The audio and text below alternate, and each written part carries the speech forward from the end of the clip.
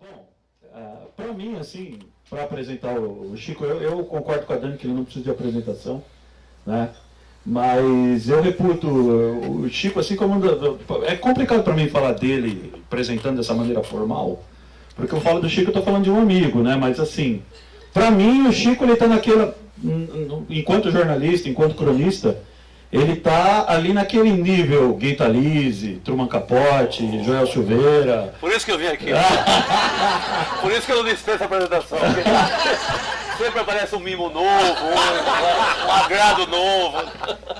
Chico é jornalista, cronista, é escritor, é comentarista esportivo. A gente tem que falar comentarista futeboleiro, né, Chico? Nós fala de futebol, né? Não fala de esporte, mas enfim.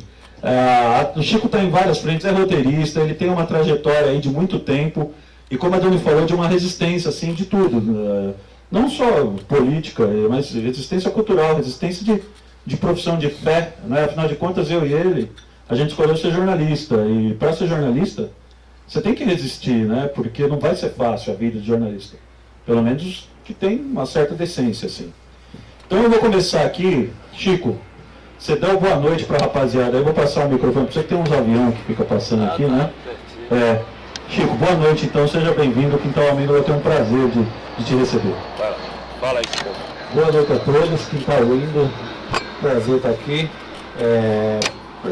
Trocar uma ideia, conversar sobre, não só sobre crônica, que é o tema proposto, que aliás que na crônica acho que cabe tudo, né? Cabe desde a borboleta amarela que o Rubem Braga sai perseguindo no centro do Rio de Janeiro, a crônica política, a crônica de resistência, ao lirismo, ao amor.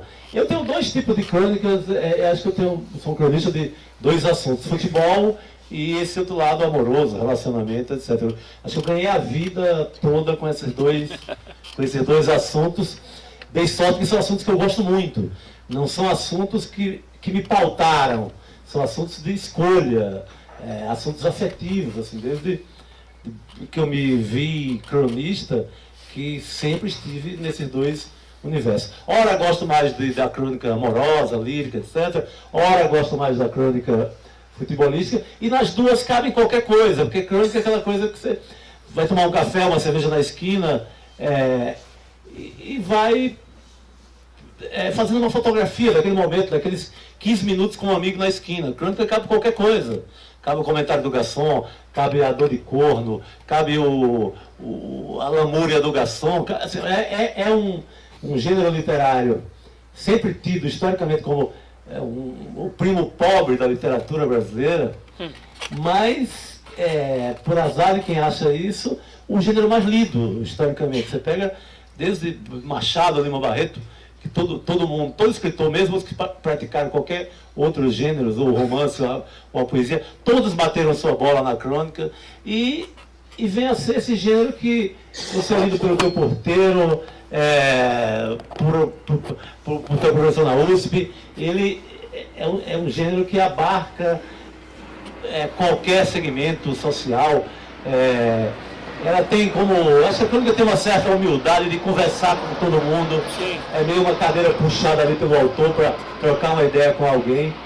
E nela cabe qualquer tipo de assunto. E eu acho que eu sou tão cronista, não só na prática literária, na hora de escrever, mas minha aula é um pouco disso mesmo, de trocar uma ideia na esquina, tomar um café aqui, conversar com lá, um homem ainda de boa noite, bom dia, e etc. Tá certo. Bom, pessoal, hoje a gente vai começar, nós vamos fazer um pouquinho diferente, porque eu não vou gastar muito tempo aqui da gente conversar, porque isso a gente faz desde sempre, né? Entre a gente. Eu vou conversar brevemente, já. Abro para ter perguntas e respostas, que acho que é para isso que a galera veio, né, Chico? Então, Chico, a gente estava falando aqui do lance da crônica, das formas de se usar a crônica, né? Somos jornalistas. Houve um tempo que na nossa profissão, assim, principalmente os grandes jornais, né? Todos eles tinham um grande cronista para trabalhar. Eu pessoalmente, eu acho que eu só virei jornalista e optei pela crônica por causa desses caras, de ler, sei lá, ler o Sandro Moreira em Placar, e ler o Paulo Mendes Campos, e esses caras todos aí. E o Nelson, que é nosso, né, Nelson? Porém, dado um tempo aí, principalmente ali no final dos anos 90, a crônica ela foi acabando no jornalismo. e o jornalismo se enveredou para uma maneira de escrever muito pobre, não é? O que você acha que aconteceu? Por que você acha que a crônica ela foi perdendo esse espaço? E por que o entendimento do editor, do patrão... Eu vou contar rapidinho uma história que eu tenho com o Chico. O jornal que eu trabalhava, o ABCD Maior, ele me chamou uma vez lá para cobrir futebol de várzea, das 7 cidades do ABC. E eu escolhi a crônica para fazer isso. Lembro que eu comentei com você, foi feliz pra caramba. Poxa, os caras me contrataram e falou para mim o seguinte: procura não matar o editor, que você vai ter dor de cabeça com ele. Eu falei, não, imagina, em uma semana eu queria esgoelar o cara. Por que você acha que tudo isso acontece? Por que a crônica ela é sufocada dessa forma? E por que ela não sobreviveu ou não sobrevive nesse jornalismo nosso aí? A crônica, praticamente, ela agonizou nos jornais, no jornal impresso, de papel. Assim, você pega dos anos 80 para cima, ela meio agoniza, mas ela tem uma estranha ressurreição com a internet. Sim. Vê que maluquice, quando se achava que não ia ter mais espaço por esse gênero tido como antigo, como coisa dos jornais do Rio dos anos 50 e 60, e ela tem um ressurgimento pesado. Você pegava nesse período ali, isso eu estou falando, tomar internet como, que eu lembro, eu tenho minha recordação muito em torno do UOL, como o primeiro portal, como eu trabalhava na Folha da época, então tenho uma lembrança assim, dessa história recente, mais ligada ao UOL. E ali você você acha que não vai ter tempo mais, os tempos estão tão objetivos, tão noticiosos, exige apenas fatos, e fatos contados de maneira muito curta. O jornalismo brasileiro dos anos 80, ele viveu uma síndrome assim, do jornalismo americano, mas não do bom jornalismo americano, Que nós falamos aqui. do Truman Capote, etc., mas do jornalismo americano, do US Today, dos jornais que tinham alcançado uma forma mágica para eles. Eles começaram a vender muito nessa época também com essa forma, que eram notícias muito curtas, títulos chamativos, que já era, na verdade, como se fosse um pré-anúncio do que viríamos na internet logo depois. E a gente vivia muito isso no Brasil, a Folha, os manuais de redação, textos curtos, objetivos, não pense fora daquilo que aconteceu, relato seco, sem pensar, sem nada, e faz isso, pronto, que essa é a grande fórmula americana do momento e vai ser a grande fórmula americana brasileira. Foi um fracasso tremendo no Brasil. Sim. Todo mundo que adotou teve que voltar atrás, a própria Folha teve que voltar atrás para voltar a vender o que vendia, e etc. E nesse momento não cabia crônica. Você não tinha nenhum grande jornal brasileiro com crônica. Talvez tivesse o Veríssimo sobrevivendo No Zero Hora. Hora, ali apertado entre os anúncios, mas você não tinha... Sumiram os cronistas. Mesmo os jornais do Rio, que tem uma tradição longa de cronistas, desapareceram. Mas vem a internet e, na contradição da contradição, ressurge tudo isso. Não sei que explicação...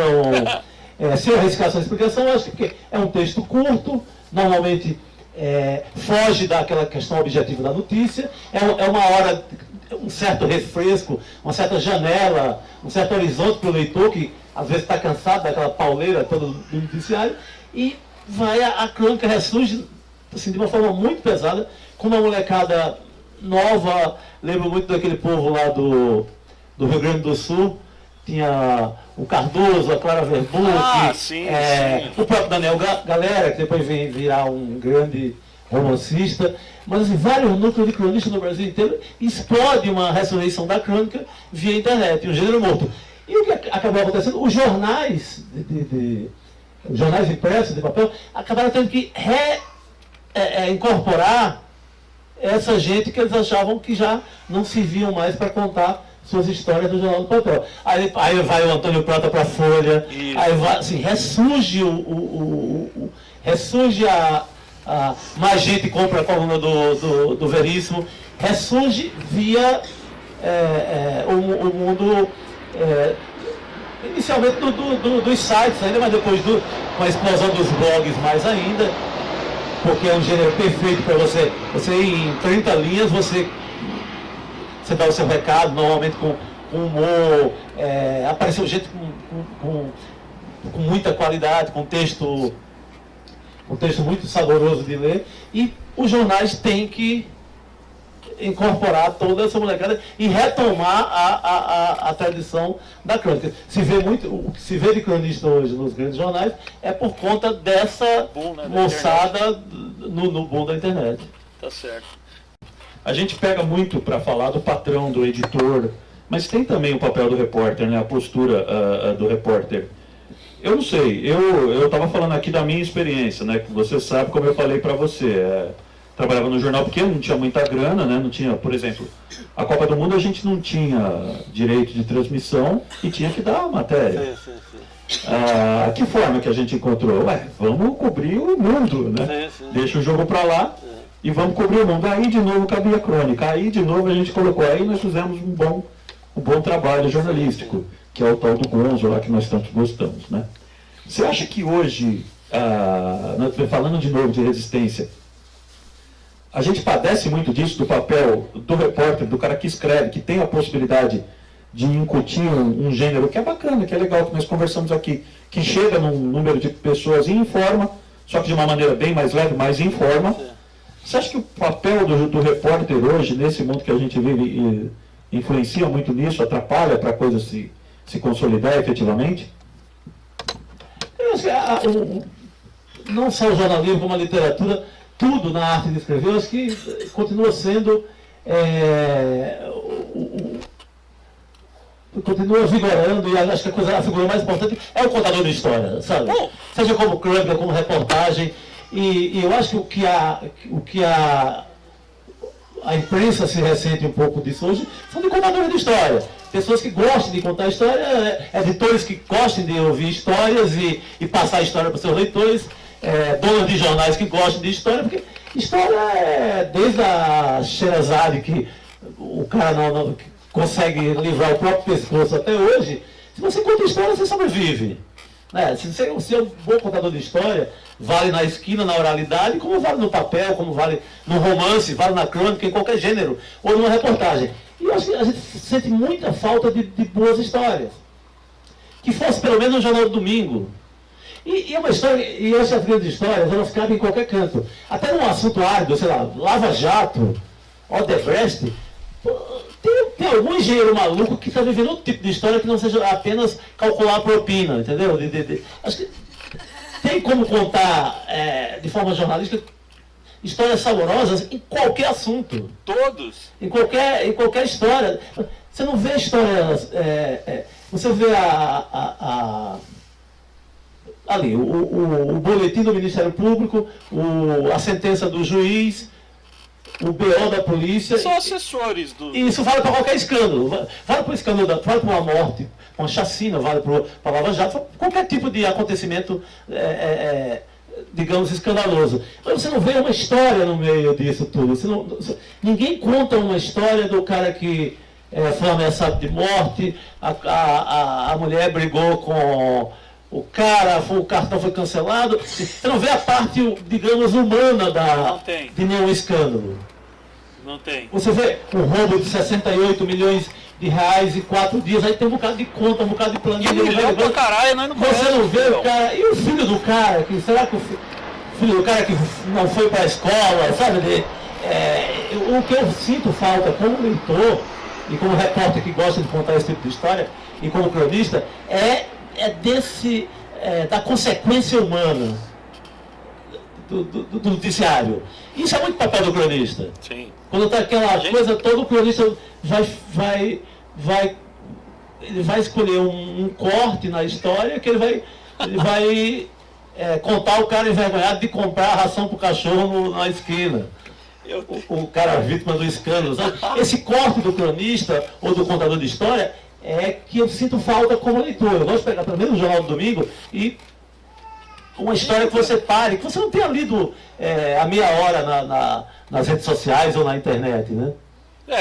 Isso eu acho que é o que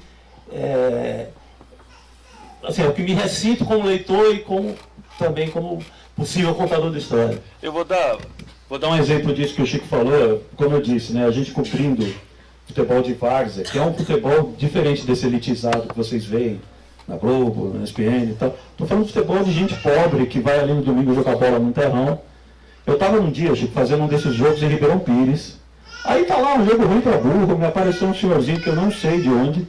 Ele falou para mim, você precisa conhecer um tal de Roberto Botassin. Eu falei, mas quem que é o Botassin? Ele falou, segundo o cidadão lá, ele falou que o cara foi o maior nome de Ribeirão Pires, que ele casou com a Audrey Hepburn no Panamá e jogou no Juventus. Eu falei, mas peraí, o senhor está falando que esse Botassin jogou no Juventus, foi para o Panamá, lá conheceu a Audrey Hepburn e casou. Ele falou, não, aqui no Jardim Caçula tinha umas mais bonitinhas. Mas ele casou com... Dane-se o jogo. Eu falei, aqui, a história é esse cidadão aí, né, o tal do Botassin. E teve um dia que o casamento aqui, eu não lembro dessas loucuras aí. Teve um dia que eu vi um jogador de várzea tão bom, mas tão bom, mas tão bom jogador, que eu comparei ele jogando futebol com o Paul Desmond. Eu falei, ele joga futebol com o Paul Desmond, tocava lá no Dave Brugger, que passou. No outro domingo, eu fui no futebol lá de várzea, encontrei lá um torcedor que me chamou, falou, Marcelo, vem aqui. Eu fui lá no tal de YouTube ver aquele Paulo lá que você falou lá, o cara ouviu. Eu falei, é mesmo? E aí, o que você achou? Ele falou, cara, é uma bosta, velho. É muito chato, bicho. Bom, esse aqui botou um funkão pra eu ouvir. Quer dizer, eu falei, olha, de novo, o jogo não importa. O que vale pra crônica, muitas vezes, é isso, é o ser humano, é o cara que tá no entorno. É esse corte mesmo. É o corte que você faz, entendeu? É você ir, sei lá, cobrir... Pô, eu fui fazer Brasil e Espanha na final da Copa do Mundo e tinha lá um cidadão lá vendendo vodka de saquinho lá, ele vendeu vodka pra caramba pra imprensa espanhola. Eu falei, esse aqui é o meu personagem e tal. Então, quer dizer, eu acho que a crônica hoje, ela se ressente muito disso que o Chico falou, essa coisa de você querer enxergar o outro, né? Que é o que eu acho que os tempos atrapalham. Chico, você acha que nos tempos que a gente vive hoje, as pessoas vão ter uns 5 minutos aí para olhar para o outro humanamente? A gente tenta fazer isso, né? Mas no Brasil de hoje, com essa conjuntura que eu e você achamos que nós não íamos viver mais, né? Você acha que hoje é capaz disso se perpetuar ainda, que apareça um abnegado que queira ver o povo? Eu sempre discordava quando alguns editores ninguém quer saber disso, o cara quer a manchete seca e já o resultado da roubalheira, do não sei o quê. Não, eu acho que você tem que dar essa parte, é necessária, é obrigatório no jornalismo, mas tem espaço para se contar uma história. Quanto tempo você levou para fazer? Vamos falar, quem conhece entrou agora vai entrar a nova procuradora da República para jogar para a política. Cara, conta a história dessa mulher. Da onde vê essa mulher? Como fica só naquela coisa objetiva, se ela é pró-Temer ou não Temer. Isso é muito pobre para descrever um homem, uma mulher, um cachorro, ou quem seja, uma árvore.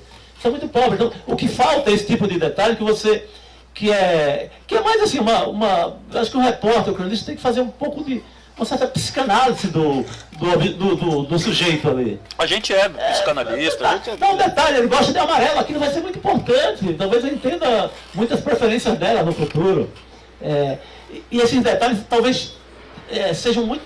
Todo mundo está desprezando muito.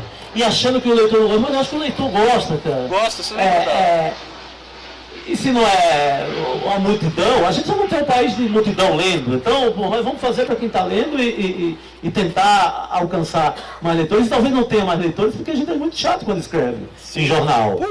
A gente é muito objetivo, muito seco, muito chato. Tem como dar a notícia do procurador, da Polícia Federal, todas as notícias, tem como dar tudo e tem um espaço para esse tipo de história, para esse corte. Você não está contando a vida se você conta só o acontecimento político imediato. Aquilo não diz muito, talvez, no mundo. Você lembra da cobertura que... Deixa eu rapidinho. A cobertura lá da ocupação do Morro do Alemão. Você lembra, né? Sim. Eu fiz uma saída lá e você fez a mesma. Que eu lembro que assim, na cobertura lá, estouraram a casa do traficante e me chamou a atenção a forma como o traficante tratava a mulher dele. Sim. Uma deusa. O cara tratava a mulher como uma rainha. Você lembra da saída que você teve lá e do tanto de pau que a gente tomou quando falamos disso? Cheio de ouros nem lembro, não. Ouro, a mulher cheia de ouros e... Imagino que eu possa ter falado. Vou lembrar. A mulher cheia... Eu vou lembrar. Estouraram lá aquela coisa, e todo mundo, os milhões, e o crime, o cacete, né? E aí fomos ver lá como vivia a mulher do cara, como ele tratava a mulher dele. Uma elegância, tratava a mulher como uma rainha, uma deusa, assim. num patamar que não se vê o homem macho brasileiro tratando as suas esposas. Me chamou a atenção aquilo, e eu ia falar disso, mas aí você falou primeiro, e todo mundo deu um pau em você. Eu falei, não, então tá bom, deixa. Mas você lembra de como foi abordar a ocupação do povo alemão nessa saída? Sim.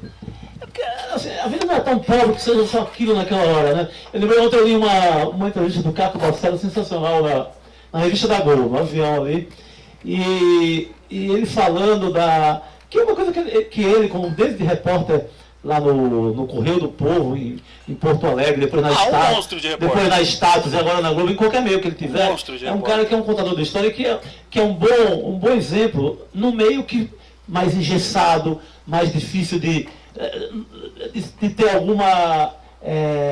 de ser flexível e contar uma história diferente, assim. Ele enfrenta mais dificuldade do que qualquer outra pessoa em qualquer outro lugar. Porque é uma grande emissora, tem seus compromissos, etc. Mas ele contando algumas histórias, e ele resume bem numa chacina que ele foi cobrir, enquanto o jornalismo mais óbvio e mais objetivo para ali no carro da polícia e se contenta com o relato, com o BO da polícia, ele espera a poeira baixar e ele vai atrás da família, de quem esse cara é bandido mesmo, bebia em que esquina, quem são os amigos, e a mãe, etc, etc, etc. É esse depois do carro da polícia que a gente esquece. E que isso é possível até na Globo. Então, se você quer mesmo, né, contar outra história, isso é possível em qualquer canto. Pô. Com esforço, com dedicação, com uma vida ali, enfrentando chefe chato, que querem só aquela outra parte. É muito fácil você fazer um jornalismo de tese, que você já diz, esse aqui é bandido, esse aqui é não sei o que, esse aqui é...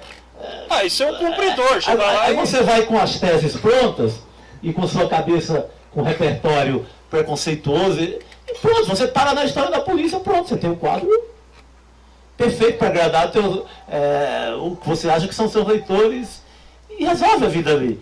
E se você quiser contar a mesma história da vida, você não pode parar nisso. O cara tem família, tem mãe, tem cachorro, gosta de passarinhos, ele, sabe, ele ama a vida como você, etc, e outras histórias. E isso eu acho que é o que falta. Né? Contadores de história que não se contentem com as versões oficiais, seja de quem for e de que lado for. Pô, a gente falou aí desses exemplos assim, de contar a história. O Caco ele fez o Abusado, que é uma beleza, uma maravilha de reportagem, e ninguém entendeu. E o Globo Repórter que ele fez do Rio Centro, pra vocês terem uma ideia, levou 5 anos para ele conseguir pôr no ar. 5 anos. Sim. Qualquer outro repórter que seja desses, com a tese pronta que o Chico falou, já desistiria ali, largado. O cara brigou 5 anos e colocou a coisa no ar, né? Bom, gente, ó, eu estou querendo já abrir para vocês perguntarem, a gente responder. Boa. Porque, afinal, isso aí é o que acho que faz valer a pena os senhores todos aqui, né, debaixo dessa garoa maravilhosa que nós estamos aqui, estamos todos juntos nesse esforço aqui de tal. Então, vocês vão fazer, levantem a mão aí, se tiver mais gente, a gente vai fazendo inscrição. Vocês, por favor, fiquem à vontade. Façam as perguntas, por favor, galera. Mas não vai vocês ficar assim não, que aí nós vamos ficar aqui até 11 horas. Se soltem, fiquem à vontade. Essa hora é boa, né, Chico? Essa hora é a melhor que tem. Pô, tranquilo. Senhora ali. Querida, fala... Aqui vocês atribuem esse fenômeno da diminuição das histórias, das crônicas, dessa abordagem humana. Eu estou aqui me perguntando, Sim. falarem, se isso tem a ver também com um momento de radicalização de posições. Porque sempre que você humaniza uma situação, você deixa de dicotomizar. Sim, você mata o Fla-Flu. Você mata o Fla-Flu. Isso. Então, Você torna subjetivo, né? Mas... eu queria saber o que vocês acham, se isso tem a ver Como é que é o seu nome, querida? com Márcia. Márcia, vai lá. Chico, responde a Marta. Talvez seja mais forte agora, mas eu lembro disso, assim, de uma virada muito, assim, quando eu falei anos 80, quando eu entro eu trabalhei em tudo que é grande jornal, e quando eu cheguei aqui do Recife, no começo dos anos 90, já havia uma dificuldade de contar esse tipo de história. E era outro período. Assim, não era. Acho que não é, esse momento dessa grande guerra de hoje, não é ela responsável. E eu tentava entender, e não havia um entendimento nem técnico, nem de pesquisa. Havia uma coisa impressionista dos editores. Não, ninguém quer saber disso. As pessoas. Eu atribuo muito essa questão que eu falei da linha do jornalismo americano comprado para valer pelos jornais do Brasil. Eu acho que foi essas coisas de tendências. Tem gente que vive de vender esse tipo de coisa, né, para o mundo, e muita gente de comprar isso e achar que. Agora só. O leitor só quer saber disso. Isso varre a redação como uma verdade fundamentalista. Eu lembro que eu comecei a ouvir isso e não tem mais espaço para nada. Se você fosse acreditar naquilo, você deixava de acreditar nas histórias e qualquer coisa, porque veio um consultor de lá e falou que agora temos que ser objetivo. Eu lembro tinha uma imposição que era a imposição a partir desse modelo do jornalismo americano, que era nenhum parágrafo podia ter mais de 3 linhas. Eram 3 linhas corridas que davam ali umas 10 linhas, umas 9 linhas de justificado no jornal, na coluna do jornal. Porque até isso o leitor. Aí fazia uns cálculos malucos que o leitor não vai seguir lendo se não tiver o parágrafo não fosse de 5 linhas. Uma maluquice. Como se Marcel Proust nunca tivesse lido no mundo, porque nem ponto o bicho usava quase, sabe? Então, umas maluquices, tem umas teóricos, umas teorias que alguém precisa ganhar um dinheiro num tempo, inventa uma consultoria e inventa uma história que... Olha, agora é assim. Agora, isso não tinha nenhuma pesquisa no Brasil se o leitor estava recusando isso. Zero, assim, não tinha nenhum entendimento prático disso. Era uma invenção, queriam copiar essa tendência e espalharam isso, que era a grande história. E desde esse período, assim, começo dos anos 90, começaram a desaparecer. Vez por outra aparece surge uma grande história no jornal de domingo, numa revista, uma história maior, contando com mais detalhe um caso e etc. Mas foi ficando muito raro. E eu duvido que o leitor não goste disso. É tanto que procura em outros meios. O cara vai ler as biografias, os grandes perfis em livros. Então, esses livros são muito vendidos até hoje. Então, o leitor quer a história, assim, no jornal, seja onde for, em que meio for. Mas eu acho que eles acreditaram nessa lenda do jornalismo norte-americano, que era o que imperava na época, mas não era assim, em todos os jornais americanos. Mas pegam ali um exemplo, o jornal X da Costa Leste está vendendo 1 milhão porque agora resumiu em 3 linhas. Um era o de Chicago Tribune e o West Today. Pega 2 jornais e faz disso uma lenda e faz 1 milhão de jornalistas no Brasil correr atrás da notícia já com aquele olho. E isso faz com que o cara já saia da redação eliminando qualquer história, sabe? Qualquer possibilidade de contar uma história. Ele vai lá e vai pegar simplesmente a coisa mais objetiva possível e vai esquecer o que vale, né? É assim, e pega... Eu acho que o Chico respondeu muito bem, Marcos, assim, para você. Eu colocaria junto com isso o problema da tutela, que o Chico também falou, que é o cara querer inventar o que o leitor gosta. Deixa o leitor que ele decida, se ele quer, se ele não quer. E essa coisa, né, de pegar como referência esse jornalismo americano, que o Chico bem falou aí dos anos 80, que eu nunca entendi. Né? No Brasil se tem uma tradição, a referência desse bom jornalismo que virou ali em 80 e 90, só para ficar num caso assim, era com o New York Times, né? Que é uma bosta, uma porcaria de jornal. Né? Mas era referência para esses estetas do marketing e das consultorias e tudo, e deu o que deu, né? E tá daí para pior. Laila, você quer fazer uma pergunta? Por favor. Me ocorreu agora que talvez tivesse sido uma determinação, uma decisão comercial. Fica muito mais baratinho você substituir esse tipo de jornalista dentro da casinha, quadradinho, do que um cronista. Não é verdade? O cronista vai dar trabalho para você. Né? Sim, tem também isso, assim, ou dos jornalistas mais experientes da época e tal, que você dá uma rejuvenescida na redação, você paga mais barato, estagiário, mas eu acho que não foi uma boa decisão comercial para ninguém. E a gente não está falando de um jornalismo que vivia assim. Não estamos vivendo um jornalismo que tinha a internet como sombra e como concorrência.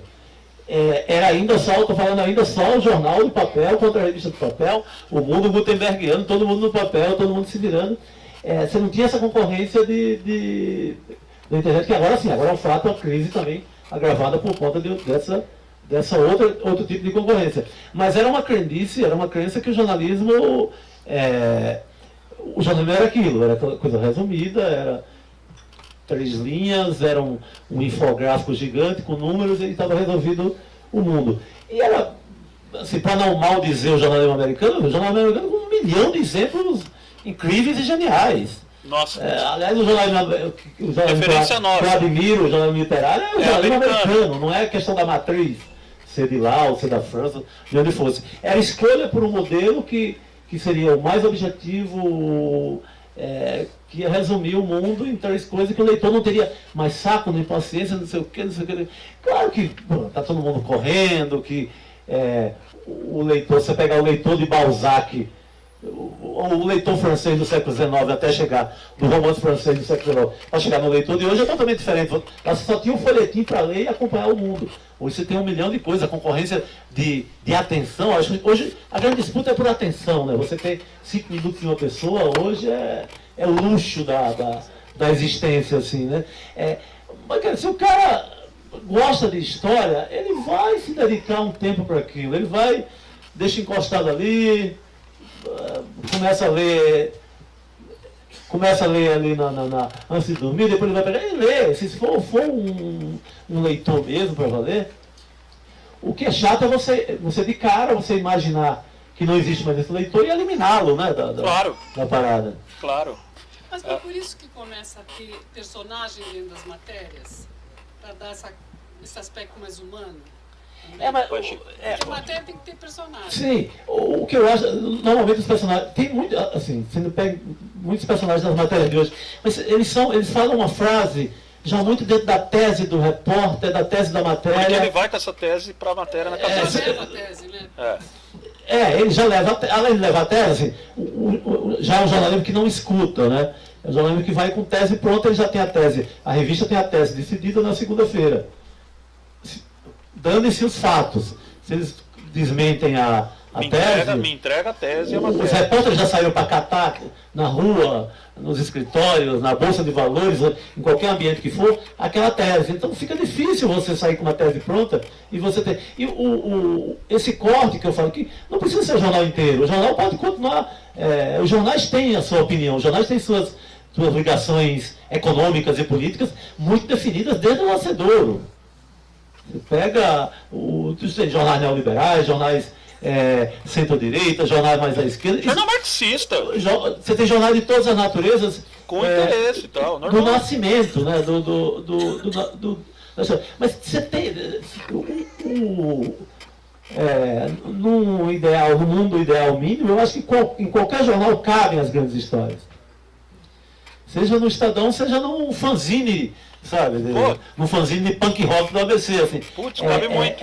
Então, você tem que saber dar esse espaço para as histórias, dar essa chance para as histórias. Não escolher assim, hoje em dia tem uma maneira muito louca que antes, pelo menos, a gente olhava no olho do personagem para botar aquela aspa dele.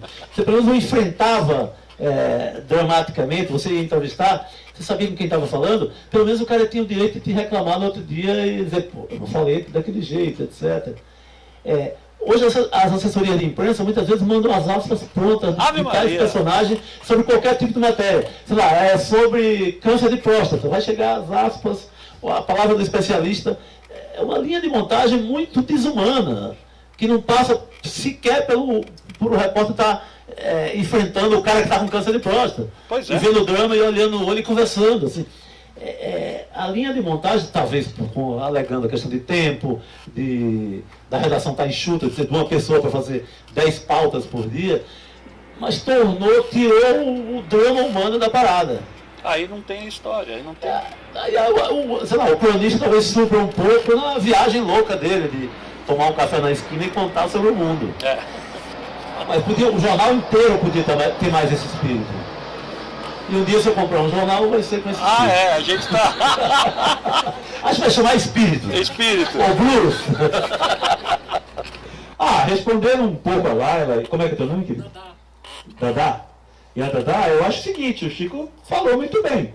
Mudou muita coisa, óbvio. Se você pegar, vamos pegar um exemplo clássico aí, o livro do Steinbeck lá e do Robert Capa, o Diário Russo, né? Você não vai mais ter tempo de ficar 6 meses na União Soviética lá para reportar, para fazer um trabalho de reportagem. Mas você tem a esquina, pô. Você tem o bar, o bairro. Você tem como contar a história, desde que aí eu acho que entra o papel do repórter, né? De que ele não faça essa. Não se entregue a essa tutela simples e burra de sair com tese pronta, de entregar, de ser só um cumpridor. Eu acho que hoje, quem poderia fazer essa crônica, exercer esse papel de cronista, ele é único e tão somente um cumpridor que se preocupa em manter o emprego dele. Ele quer lá, o que o cara manda fazer? Vai lá, faça isso, ele sai com 2 perguntas assim, fica essas 2 Não, perguntas. e que é completamente compreensível. Sei lá, um jovem repórter está lá, porra, só sobra para manter o emprego e cumprir as pautas, né? Não tem. Então, e aí não tem a referência pro cara mudar isso. E esse enfrentamento você vai tendo, vai ficando mais velho, Vai tendo mais força de reivindicação dentro da redação e você parte para esse certo enfrentamento e consegue, ou não consegue, um determinado tipo de espaço. Mas você imagina, um jovem foca lá chegando na redação. Sobra aquilo mesmo, sobra pegar 10 releases, 40 coisas e montar aquilo em 5 minutos. No meu tempo aí. Ainda fazer o vídeo, porque hoje o cara ainda faz o vídeo, faz a Ixi. foto, faz o vídeo. No tempo Meu meu. Deus, os caras mandavam para cobrir polícia, lembra? Vai pro INL, Sim. né? Eu lembro que no meu caso mandaram pro INL e o cara me chamava de, aí, lá vem o pó, tá aí, ó. Manda pro INL, que é já para dar a casca, né, do cidadão. o que é importante na formação, né? Pô, é demais, assim. Então acho que é isso. Passa pelo problema da tutela, de como está hoje a situação toda, né? O jornalismo, assim, num todo. Como é que é seu nome, querido? Conceição, faz a pergunta, por favor. Chico, eu queria saber de você, como é que você vê o jovem leitor brasileiro? Ele lê crônica? Se ele não lê crônica, o que faria com que ele lesse crônica? E como é que você vê o nosso futuro daqui a 20, 50 anos, com essa juventude que está aí e que fica plugado o dia inteiro e que não abre um livro? Não, mas a juventude também lê crônica. Lê crônica. Eu acho que ler crônica é romântica quanto o Baudelaire no século XIX. Eu acho que tem defeito nenhum nessa juventude. Eu tenho muita crença, mais do que na minha geração. Eu acho que a gente é muito. Nossa, geração. Essa geração lê muito. Eu encontro muitos jovens leitores pra cacete e motivados e participativos. E eu tenho uma esperança tremenda nessa juventude. Eu acho que eles leem, escrevem crônicas. Claro que se você der um porte, determinado tipo de jovem pode estar no outro mundo, pode estar, mas no geral, eu acho essa juventude muito sensível. E melhor do que a minha geração no trato com as mulheres, melhor do que a minha geração no trato com as pessoas. Assim, eu tenho alguma esperança nessa molecada aí. Tem alguma hora que você pode se pegar assim, tá só no game, só naquela coisa. Não, eu acho que eles estão sensíveis pra cacete, assim. Eu boto uma fé desgraçada nessa molecada. E tomara que eu esteja certo. Mas eles leem crônica, eles leem tudo. Eu acho que eles são curiosos, eles leem tudo. Eles leem uma literatura que a minha geração leu. Eles têm a capacidade de resumir o mundo em alguns momentos maior do que a nossa geração. Chama você e pergunta e questiona. Sim, eles enfrentam mais do que a gente. E assim, no meu, pelo menos na minha convivência, me deparo com meninos muito sensíveis. Sabe, menos cabeça dura como a minha geração, acho que temos, menos machista do que a minha geração, acho que temos uma coisa boa por vir. Eu espero. Escrevendo mais também, então. Então, escreve muito também. É por causa dos blogs. Sim, e pesquisa, e não tão, porque tem uma falsa crença, assim, que eles estão desligados também da tradição, da outra literatura, da outra. Não, eu acho que eles têm a parte de hoje com referência. Eu acho que um jovem hoje, se pegar um cara que milita mais no mundo mais libertário, que quer mudar o mundo, seja que ideia tenha, mas que está com aquela gana ali de mudar as coisas e tal, ele está lendo também sobre os anarquistas antigos, sabe? Sobre os movimentos, as guerras, os movimentos sociais do passado. Eu tenho uma esperança, espero que não seja uma esperança vã. Eu também concordo, eu acho que é uma geração que participa bem mais das coisas, né? E que chegam para interagir com você de uma forma muito mais tranquila do que era. A gente está quase que na mesma geração, né? Eu estou com 47, você está ali com 32. Então a gente era muito duro antes, né? A minha geração, eu no ABC, por exemplo, né? Era uma coisa muito dura. O ABC nos anos 80 e 90 era muito duro. Era uma coisa muito polarizada, ou é isso ou é aquilo. Ou você é punk ou você é contra tudo, você não vale nada. Né? E nesse universo era muito ruim, né, de você crescer. Eu não me lembro, a hora que eu tive um pai aí diferente, minha mãe, Dona Claudete, que eu falei tanto para você, né, eram pessoas assim que davam uma abertura para você entender outras coisas. Né? Então eu acho que hoje, quando eu penso no mundo como ele está, e como essa molecada, eu sinto assim como... Talvez não tenha tanta tua esperança, né? Mas eu boto fé também na rapaziada. Eu acho que é um caminho ouvi-los, né? E dar chance das coisas irem acontecendo e entender que com 20 anos de idade, você tem que dar umas cabeçadas, falar umas besteiras mesmo. Sim. Entendeu? Eu queria, com 20 anos aí, ter a cabeça que eles... Com 20 anos eu fiz... Nossa, deixa pra lá, né? Gente, vocês têm pergunta aí, vai levantando a mão. Senão eu faço aqui pro Chico. Ô Chico, o seguinte, a gente está vendo, bom, estamos falando do mundo tal, e qual ele se encontra, né? Você acha que esse endurecimento todo aí, ele atrapalha a gente? Você acha que, seja para entender a juventude, para formar futuros cronistas, para entender a vida da forma como ela é, através de uma crônica assim mais visceral, né? Os que eram, não, inventaram fogo, pô, isso é uma manezice inventar esse fogo, era melhor sem fogo, deixa vamos só planta mesmo, senão a oposição entre o cru e o cozido, que dá a ideia de um corte na humanidade. A gente sempre vê esse drama, ficar fazendo drama, tomando isso como qualquer coisa, virar um draminha, agora tá muito ódio no mundo. Pô, sempre foi. Não quero computador. Se matava muito mais antes, aliás. Pega Game of Thrones e você vai ver. Eu lembro do computador. Hoje a civilização, assim, a civilização avança a cada dia, queira ou não queira. Temos ainda, por incrível que pareça,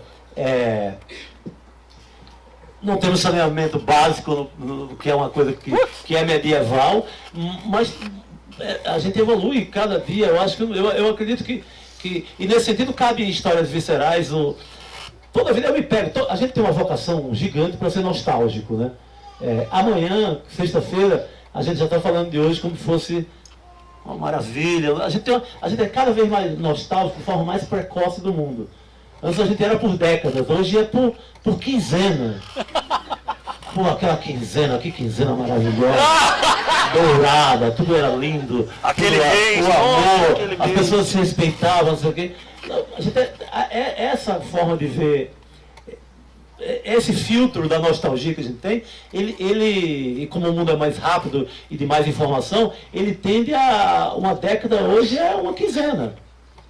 E nessas nostalgias, quando você se pega mesmo para avaliar as décadas que você viveu, as quinzenas que você viveu anteriormente, e aí você diz, peraí, será que é essa maravilha toda?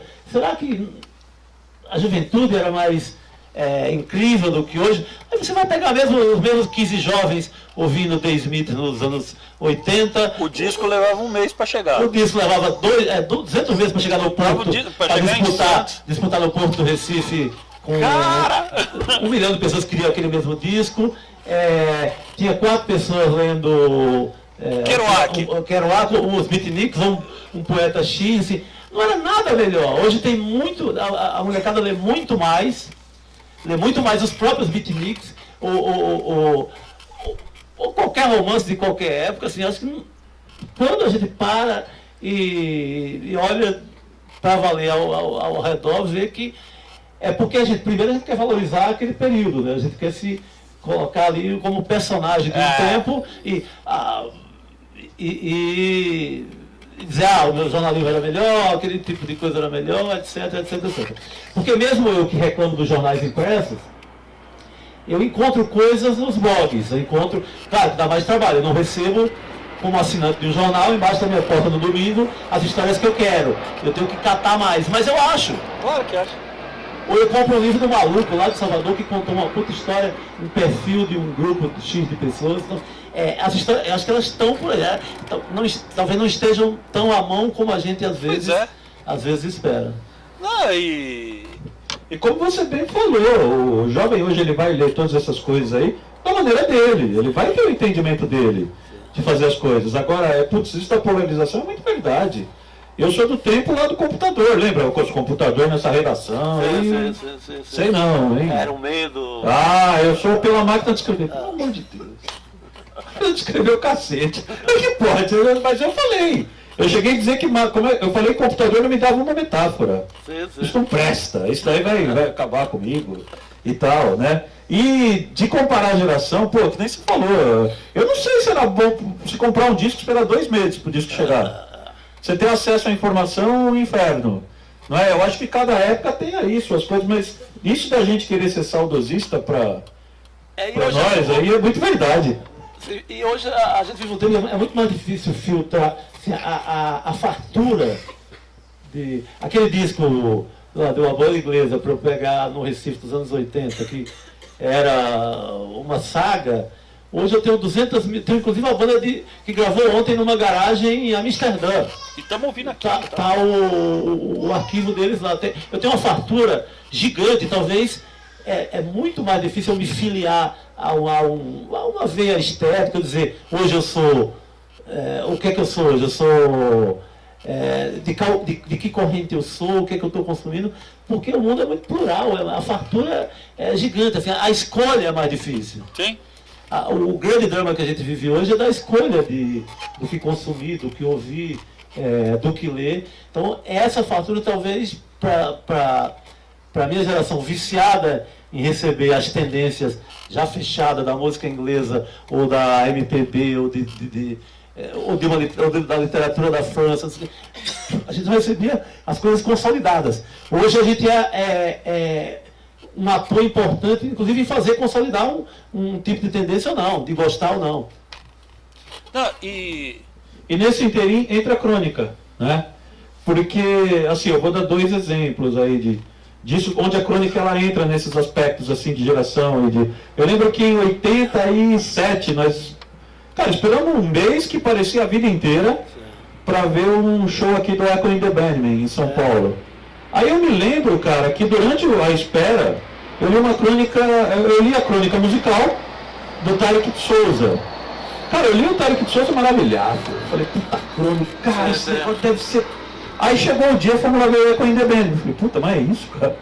A crônica era tão melhor, né? Pra isso serve a crônica. E uma, que tá ali o Felipe, ele lembra, em 99, eu fui pra Argentina para assistir Palmeiras e Boca. Né? E eu lembro que antes do jogo do Palmeiras, no domingo eu comprei o Clarim. Eu tinha visto um jogo, Chacarita Júnior e Ferro Carril. Aí eu lembro que eu vi o jogo, uma porcaria de jogo. Na segunda-feira eu li o cronista contando do jogo. Cara, parecia a Ilíada. Mas era um épico. Eu falei, puta, como ele viu isso? Foi esse jogo mesmo? Eu não vi, foi isso aqui que é o jogo. O jogo muito, a crônica muito melhor. Então eu acho que assim, você entende isso, a crônica falta entender quais os espaços que ela pode se inserir, aonde que ela pode servir, aonde que ela pode, da onde a gente pode se completar para escrever crônica? Eu acho que o olhar do cronista cabe lá numa sessão, na sessão mais austera do STF. Se você pode mandar o seu repórter para cobrir lá o resultado e o que falou cada ministro, o que defendeu. E se você bota um olhar de cronista ali, você vai ter outra história sobre aquelas togas, sabe?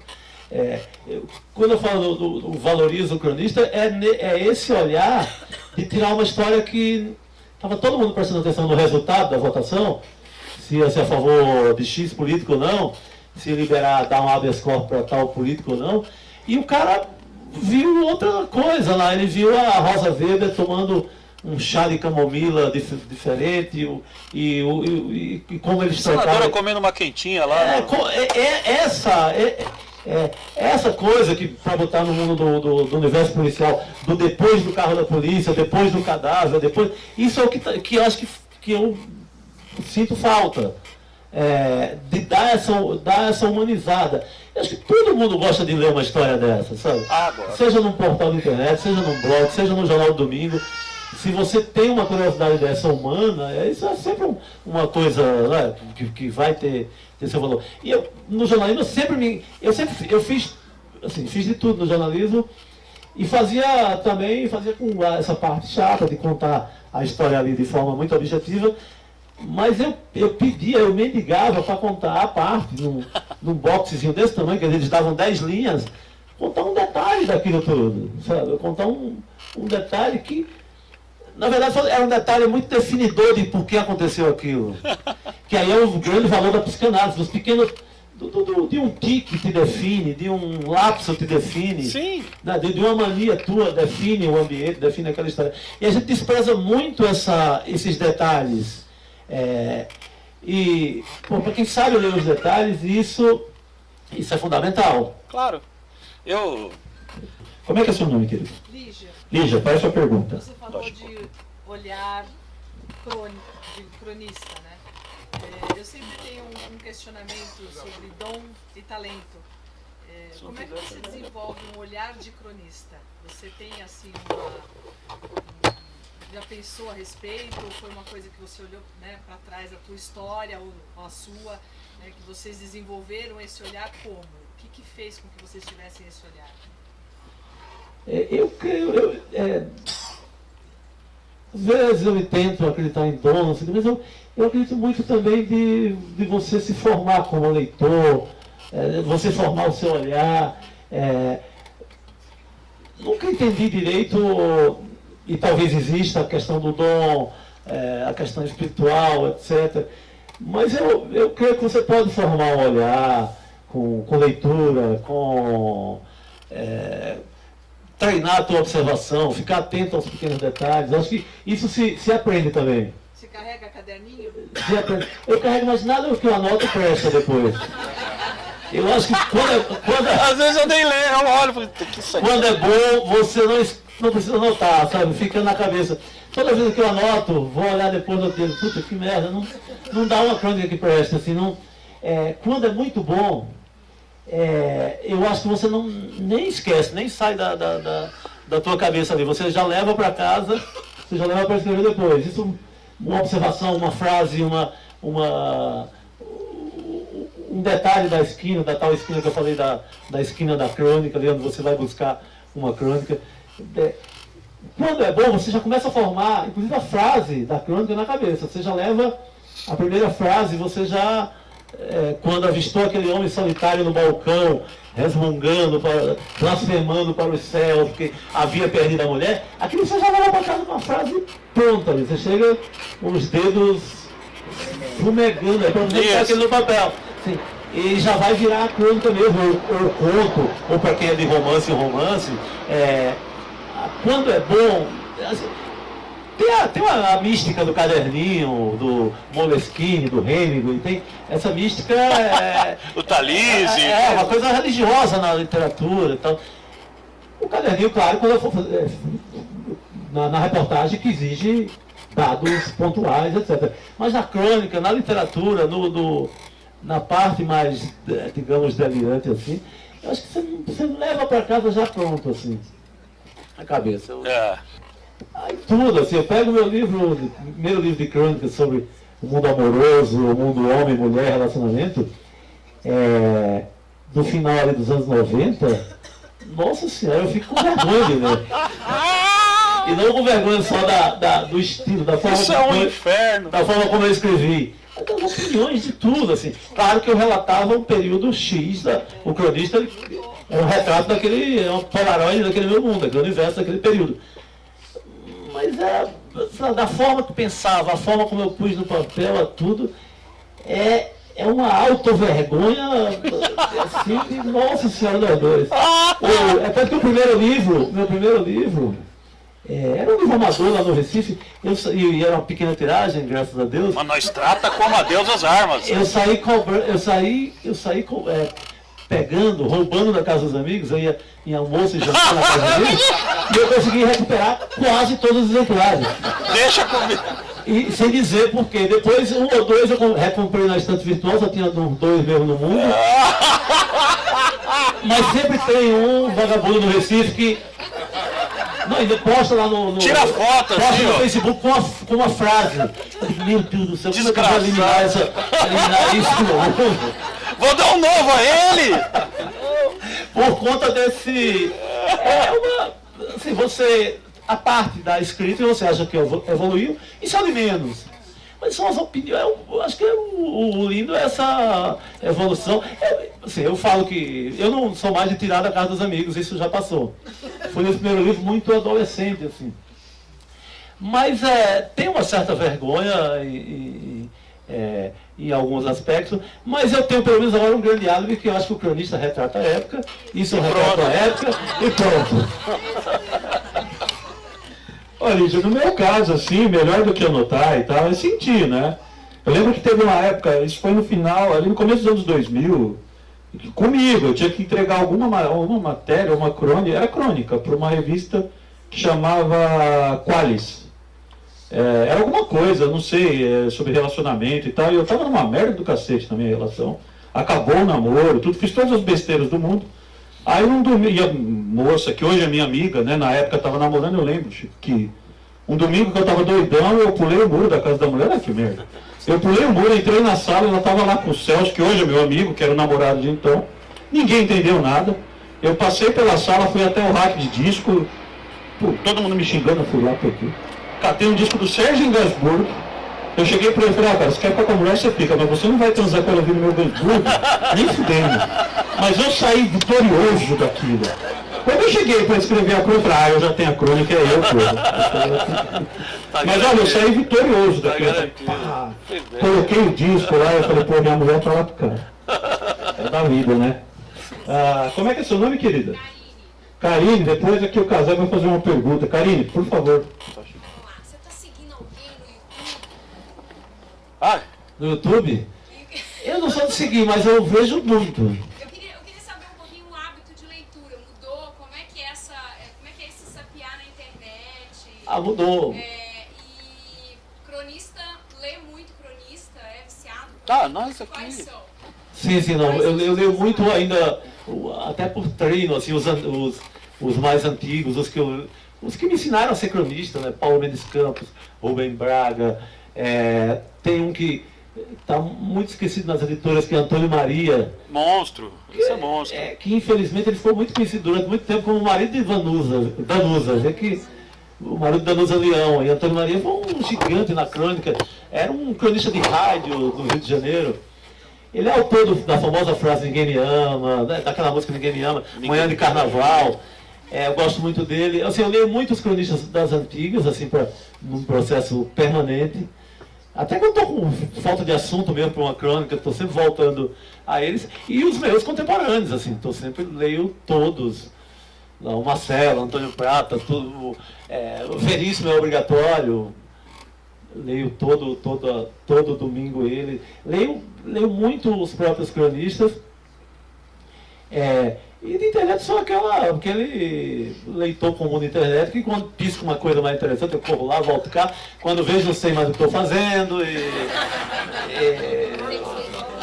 minha filha está chorando, e o mundo se desabou, e eu não sei mais em que momento estou. Até porque eu acho que o grande adversário da leitura mais aprofundada, da leitura de um romance, aquela leitura você deita numa rede ou leva ali na cabeceira, essa bela desgraça chamada internet, dessa informação pulando no YouTube, da nova canção da banda que você gosta, 200 mil clipes, 300 mil ofertas de tudo que é coisa, rede social, WhatsApp. Imagina a minha atenção de leitor, para não ir muito longe, no começo dos anos 90 para cá, a concorrência que tem a minha o meu olho de leitor de um livro, para o meu olho hoje, o que salta na frente dele.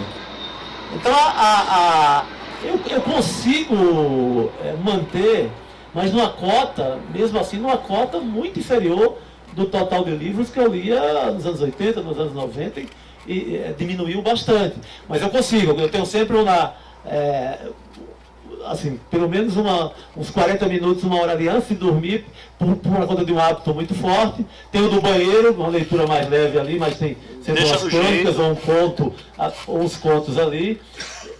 Não leva o celular para o banheiro. Você vai criando um método de funcionamento para se manter leitor. Mas é preciso muito amor à leitura, porque a concorrência da leitura do livro, nossa senhora, você ser roubado, a tua atenção é roubada num segundo. Sabe? É muito bafo no mundo para você aguentar, para você segurar o olho no seu velho Balzac. Prestar atenção no personagem. Prestar atenção no personagem, que a Dada falou que é difícil. Por conta de estudo é muito complicado.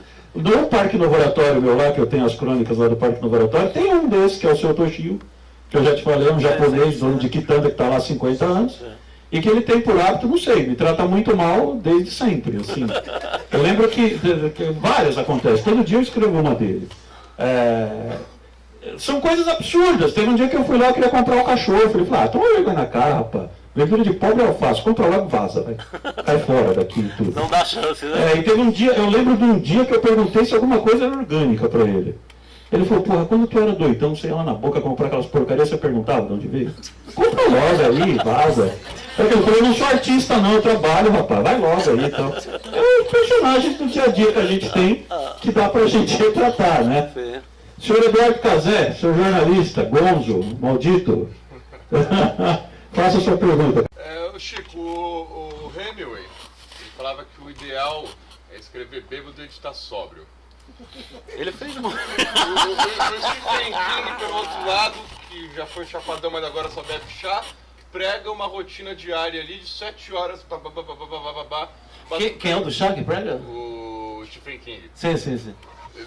7 horas. Que esse é um tarado da escrita. Né? Eu quero saber qual que é a sua rotina de escrita, quais os cuidados que você tem ao compor. Teve um tempo que eu me dizia um escritor que bebe pra caralho e escreve socialmente. Escreve socialmente. O que eu gosto mesmo é de beber, né? Acho que era um apêndice, eu fui dosando essas coisas, acho que eu cheguei a um bom equilíbrio hoje. Então, tem muita coisa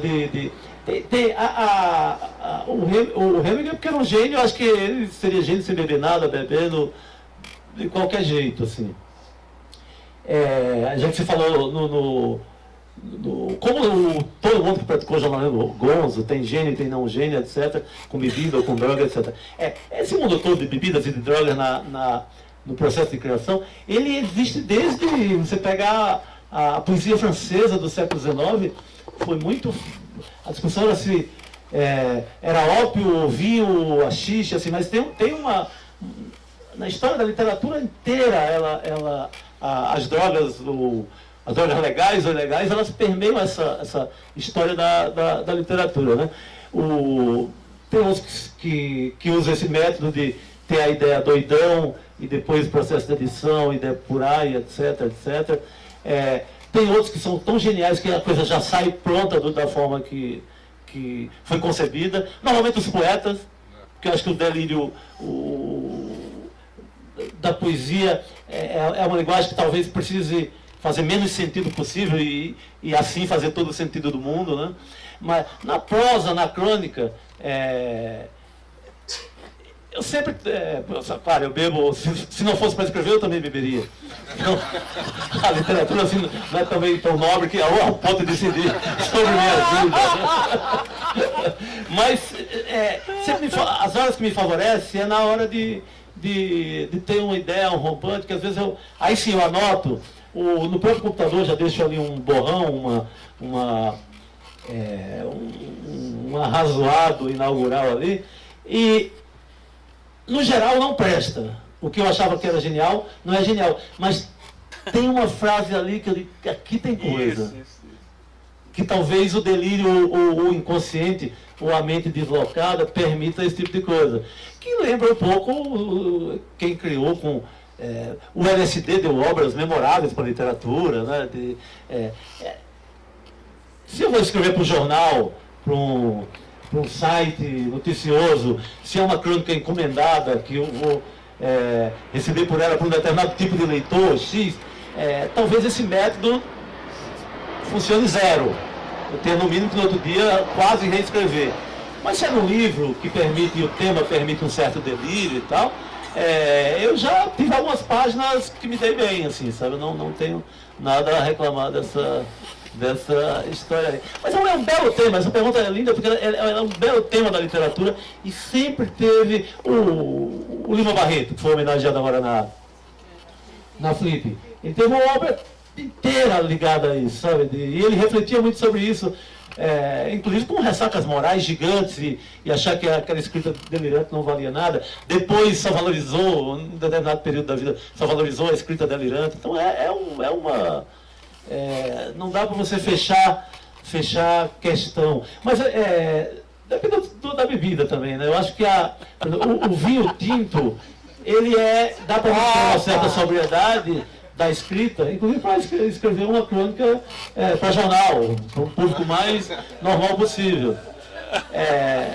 Já, claro, absinto não, aí você tem que inventar quase um heterônimo de Fernando Pessoa para conseguir sobreviver à ressaca do dia seguinte. Varia de bebida para bebida, droga para droga. Mas é um grande... Tem vários livros incríveis sobre essa questão relacionado ao processo de criação na vida de muitos escritores. O Hemingway sempre... Ele é o grande exemplo da parte do álcool, assim, tá sempre o Fernando Pessoa, o Sá Carneiro, os portugueses no geral, mais delirantes, são muito da questão do absinto que eu falei agora, o ópio na poesia francesa, em Baudelaire, no Gautier, que era também daquele período. Comedores de rachixinha. Essa é uma questão que existe, talvez ela seja muito condenada hoje, né? Sempre porque nessa questão moral o mundo está mais ajeitadinho.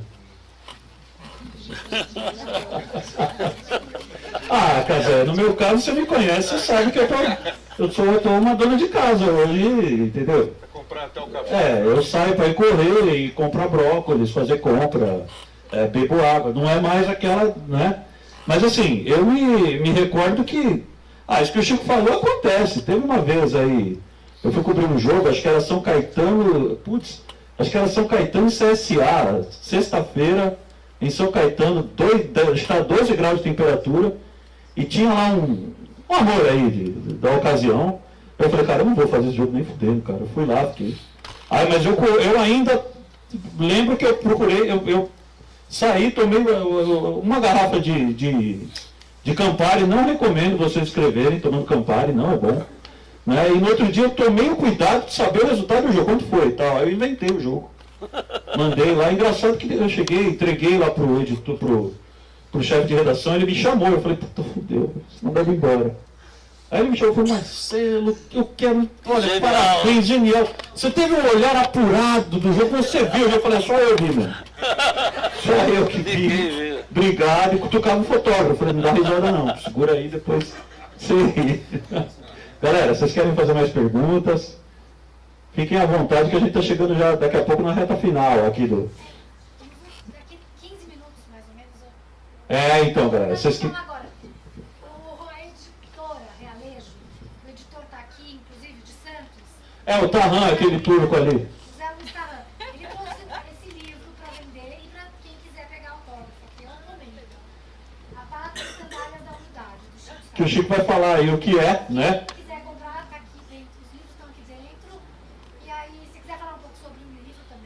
O Chico vai falar dele, vocês comprem com aquele turco ali de preto, aquele homem rico que está ali de Santos, dono da Praia do Gonzaga inteiro, que é o Zé Luiz Tarran, faz um baita trampo.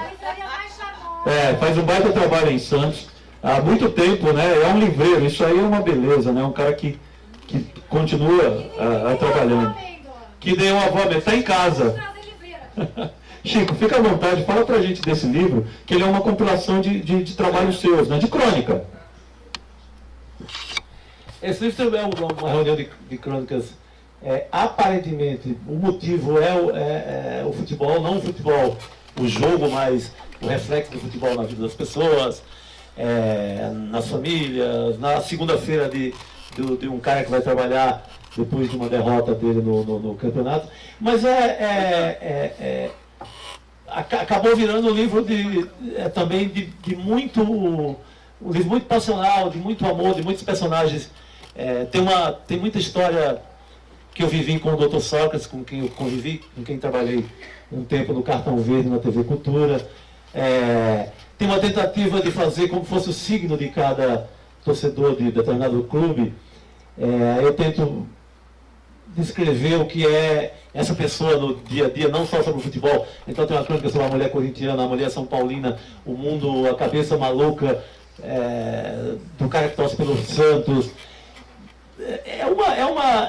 Se eu quisesse dizer que era um livro sobre futebol, seria muito injusto, porque acabou virando, como esse meu olhar não para só no jogo, e o jogo talvez seja o que menos importa, é um livro sobre o futebol como esse traço importante no Brasil, mas começa aí é um título em homenagem e um diálogo com o Nelson Rodrigues do A Pátria em Chuteiras, que é num momento muito nobre do futebol do Brasil, e esse é num certo sentido, o contrário. A ressaca, né? Mas a nossa ressaca pós 7-1 é o processo de luto, e o reflexo desse luto na política, no dia a dia, na nossa autoestima. Então é um futebol como desculpa para uma crônica de amor, para uma crônica sobre família, dia a dia, trabalho e etc. A gente fala disso, de crônica, de futebol, que é uma praia que eu e o Chico, a gente trabalha bastante, né? Chico, vai olhando uma crônica que você queira depois contar para o povo. Futebol, na verdade, assim, quando eu falo disso, é óbvio que tem gente que não vai gostar do esporte e tudo, e é obrigado a gostar de tudo. Mas quando eu vou falar de futebol, para mim, assim, o que vale, junto com o jogo, porque o jogo vale tudo, mas o entorno do futebol é muito rico. Né? O futebol, para mim, assim, ele é a coisa que mais se assemelha à vida real. Ele não é justo, ele não é previsível, nem sempre o melhor vai vencer. Né? E isso é um grande teatro humano de muita coisa. Né? A crônica para o futebol, ou o futebol para a crônica, ele é imprescindível. Assim, e muita gente boa fez muitas coisas, como o Chico acabou de dizer que fez em Sandália, a Pátria em Sandálias da Humildade. Eduardo Galeano, né, com o futebol, o sol e a sombra, né, que é aquela coisa mais visceral e épica. Futebol, o sol e a sombra é um livro que fala da essência do povo uruguaio, do povo latino-americano, através do futebol. Eu pessoalmente, isso é opinião minha, tá? Eu vou ter muita dúvida com relação a um sociólogo, a um cientista sociólogo, que quer que seja, que pense no Brasil sem pensar no futebol. Como que representa o povo? Eu, enquanto brasileiro, eu me vejo representado pelo futebol e pela cultura do futebol, assim como o grego é pela tradição do pensamento helênico, a Alemanha pela música, os romenos lá pelo teatro, o teatro trágico do século XVI. Eu acho que o futebol é isso, né? E a crônica, ela retrata muito disso. Crônica no futebol, ela serve um pouco para isso. Então, pensem um pouco assim a respeito disso daí. Ô Chico, eu vi aqui umas coisas que me chamam muita atenção, os títulos, né? Eu vi aqui, Deus e Carlinhos Bala na Terra do Sol. Sim. Que é uma delícia, né? A crônica, ela abraça isso. Você pode fazer isso, usar do cinema, de referências, tanto para falar de crônica, né? No livro eu tento entender muito a maluquice do futebol de quarta-feira, tem muita coisa. Quando estava surgindo esse grito clássico hoje já, mas o grito de chupa, um vizinho numa janela gritando chupa para outro vizinho. Eu faço uma viagem nesse chupa gigante, assim, tentando entender o espírito do nascimento disso, o quanto tem, pelo filtro de Freud, de sexo oral, ou de um certo homossexualismo enrustido. Eu faço uma viagem gigante a partir desses detalhes do futebol com a sociedade. Assim, tem hora que o jogo é o que menos importa. E ontem, aliás, com a derrota do seu time, que não lutou bravamente, então, na Pompeia, a explosão de chupa-porco. Chupa-porco. Isso é uma crônica própria, chupa-porco. Eu tenho uma amiga que ela me falou um dia, falou, pô, eu não entendo de futebol, se todo mundo de fato se chupasse, ia ser uma coisa bem mais legal. É um impedimento por aí, chupa. Dessa história. Tem também eu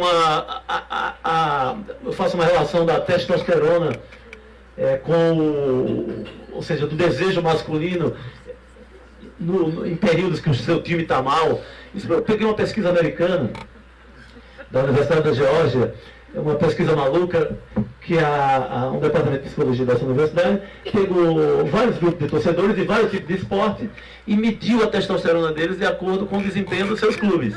No caso era mais beisebol e chega à conclusão de que o homem, quando o seu time vai mal, ele fica pelo menos 30% menos potente.